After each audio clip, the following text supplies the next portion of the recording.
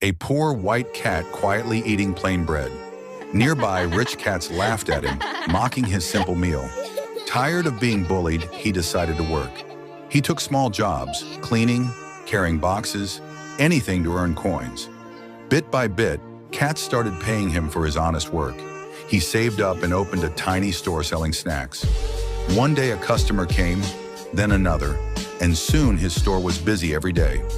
With his earnings, he finally bought a small house and lot. Standing proudly in front of it, the white cat smiled.